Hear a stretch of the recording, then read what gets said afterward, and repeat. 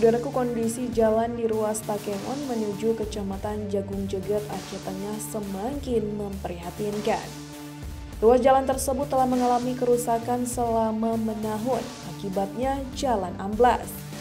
Hingga kini, puluhan titik jalan yang rusak parah akibat amblas dan berlubang belum juga mendapat perbaikan.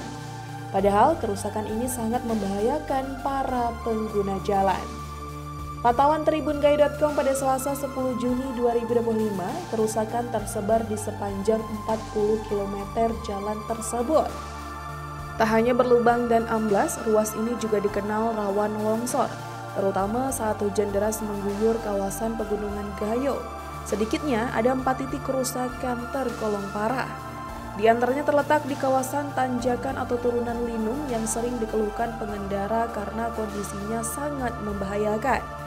Sementara itu, di Kampung Jejeb, Kecamatan Pegasing, aspal bahkan sudah terputus, memaksa kendaraan melintasi jalan bebatuan.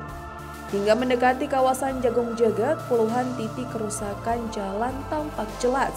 Mulai dari aspal retak, lubang menganga, hingga badan jalan yang mulai bergeser akibat tanah labil. Hal ini meningkatkan risiko kecelakaan baik untuk kendaraan roda 2 maupun roda 4.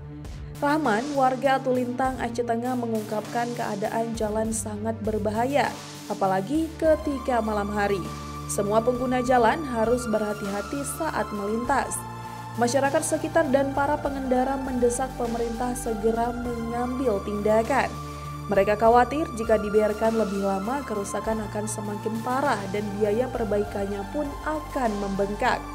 Ironisnya, meski kerusakan telah berlangsung lama dan sering menyebabkan kecelakaan, hingga kini belum ada upaya konkret dari pemerintah provinsi untuk memperbaiki jalan tersebut. Rahman dan seluruh masyarakat menyampaikan harapan agar setidaknya ada pemeliharaan jalan tersebut saat musim hujan dan malam hari yang sangat berbahaya bagi pengendara. Dari Aceh Tengah, Romadani, Tribun Gayu.